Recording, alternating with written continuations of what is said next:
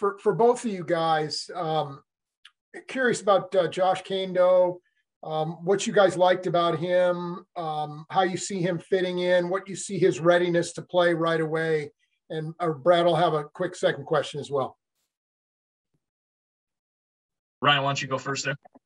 Yeah, well, actually, I'm going to toss it to David. David did a lot of the work in the Southeast and has a really good feel for Josh, and he's met with the staff via Zoom. So, David, why don't you go ahead and Yeah, thanks, Poles. Yeah, Kaindoh is a very talented individual. He has all the tools that you're looking for. He's got length, he's got strength, he's got speed, he's got all the things that you're looking for. He's just been a little banged up over the last couple of years. That's kind of held him back, but we're excited about what type of player he can be in the future. All right, yeah. And Adam, I'll jump on that a little bit too. Sure. You know, I think the beautiful thing about this is our process. We took the information that Dave gave us in terms of the player. We watched the tape, and it's beautiful when you get, you know, Coach Daly on board. He's watching the player. He likes him, sees the fit, likes the skill set, the physical traits, and that gets married up with how we saw it in the front office. So it's always exciting when all of that comes together. Yeah. Okay. And Ryan, I also wanted to ask you about Creed Humphrey. Is there a guy in the league right now, or maybe of recent times, if he's not in the league right now, that he kind of reminds you of when you watch him play? You say, oh, yeah, Creed's like that guy? Yeah, it's one guy that came to mind when I watched him over the last 2 years is like a Ben Jones. Big, wide, tough, gritty, I kind of labeled him as get the job done type guy. Highly intelligent, leader. All of those things kind of come together. So that's the first guy that came to mind while watching him. Go next to Sam McDowell. Go ahead, Sam.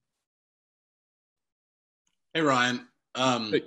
David had mentioned just the fact that, you know, Josh has been a guy who's been injured, and you know, the production as far as numbers hasn't quite matched the potential yet. So you guys as a front office, how much are you judging, you know, the fact that you guys have been to back-to-back Super Bowls and therefore you're in sort of a win now mode versus being able to be a little bit patient and wait on a guy like that to develop where you think he can?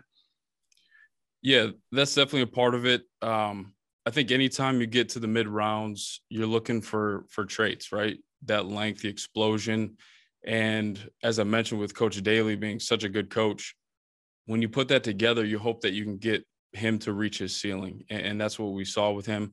Obviously, we know, you know, the injuries have been well documented, but we believe that we can get the best out of him. We got a great training staff. And obviously, again, just to kind of go back to our process, we went through it with our medical staff and they felt comfortable that we can get this guy to optimal, you know, performance level. Let's go next to Herbie Tiopi. Go ahead, Herbie. Hey, good afternoon, gentlemen. This question is going to be for Ryan. Ryan, you actually had a pretty unique start to the 2021 year, 2 interviews with the Carolina Panthers for their GM spot. And I'm curious, what was your biggest takeaway from that experience that you hope to apply in the event you get another opportunity to interview for a general manager position? Yeah, it was a great opportunity. But to be honest with you, I think it just goes back to working for a good organization like the Chiefs and being here and going through this process and working for really good people and learning. So I don't really want to take away from the draft and what we're doing here. It was excellent. I've learned a lot from everyone here, and that kind of helped me. But the biggest thing is just taking care of business here with Kansas City. And like I said, just going through the draft process with Veach, I've learned so much, and I've been able to apply that, you know, for things that happen in the future. Let's go next to Matt Derrick. Go ahead, Matt. Hey, guys. Thanks a lot for your time. This question is kind of for both of you, but from both of your perspectives of the job. How difficult has it been evaluating this class with all of the obstacles that you've had with the college seasons and the restrictions, and even more so later in the draft, learning about these guys and trying to identify priority free agents? And David, specifically to you, how has the life of an area scout been more difficult this past year? Yeah, you know, the great thing about football is it teaches you how to adapt. So I think, yeah, there were some different things about this year Zooming some of the informational meetings with the coaches from the colleges and all that. But at the end of the day, we're still evaluating tape. We're still gathering information. We're doing all the things that we normally do. It's just in a different way, and I think it's actually going to benefit us in the future when we're able to get to schools. Plus, we'll be able to Zoom. We're able to gather more information than we were before sometimes. Yeah, there were some things with the medical that made it more difficult. And you may have to check with a couple more sources here or there just to kind of verify your information. But overall, it was still the same process at the end of the day.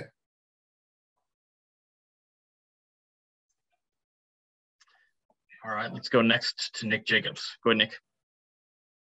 David, this one will be for you. Whenever you were studying Josh and getting feedback on him, what were some of the things that intrigued you the most about him or kind of surprised you in some ways when you were doing your checking on him?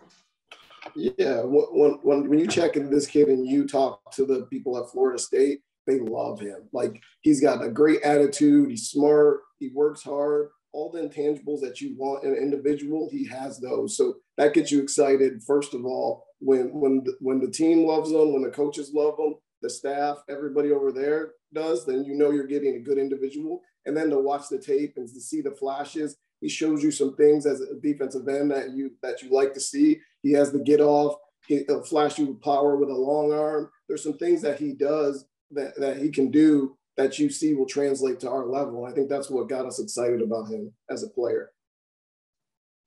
We've got two more. We'll go Nate and then Pete. Go ahead, Nate. Hello, fellas. I have a question, one for each of you. I'll start with Ryan. Given the question earlier about having the chance to obviously interview with another organization, and then Brett mentioning just the changes of having to adapt in these last two drafts, just what do you feel like you've learned, Ryan, that has helped the Chiefs maybe adapt quicker than some other teams around the league? And what gives you confidence that whatever you've learned from this will continue to have success in the draft process moving forward? And then I'll ask my question to David. Yeah, Nate, it's communication.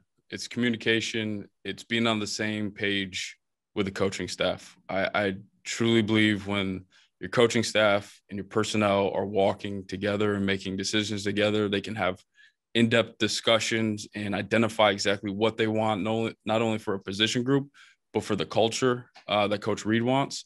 I think you're on the right path. And I think you can do damage in terms of acquiring players that represent what you want to be as an organization. So that's the biggest one, hands down. Yeah. And then for you, David, looking at Josh and understanding some of the intangibles that come along with the player, just when did you get a real sense that he was someone that you guys needed to identify, whether that was even before last season or specifically this season? When did you feel like you needed to make it clear that he was a guy you should look into? Yeah, I think really it was a couple of years ago that we're interested in him because he showed flashes early on, and you see this tall, long individual that has the traits. So we got eyes on him early. And then when you go to places like Florida State, Clemson, Alabama, I mean, you're eyeing their specialty players as soon as possible, and especially also when it comes to like defensive ends, offensive linemen. Those are always hard to find no matter where you're picking in the draft. So you always want to identify those guys as soon as possible. And we felt like this was one of the guys we wanted. And we'll go last to Pete Sweeney. Go ahead, Pete. Thanks, Brad. My question is for Ryan. And again, not trying to take away from the draft, but just so unique for us to get to speak with you. You've been here since 2009 and have seen so many different regimes and GMs and ways of doing things. How advantageous has it been for you to see that in your own job, both now and then maybe when you do get an opportunity to interview with other teams? Yeah, it's been great. Obviously, there's multiple ways of doing this, so it gives you a really good perspective. And I got to say, the way we're doing it right now is great. And I love the way that we handle our business and communicate and work as a group. I have fun doing this. We all have fun, and we have open conversations, and you can give your opinion and it never is taken personal. So just the way we work together is just, that's the best part of this organization for sure. Ryan, David, we appreciate you guys taking the time. Thanks for everything. Absolutely. Thanks, Brett.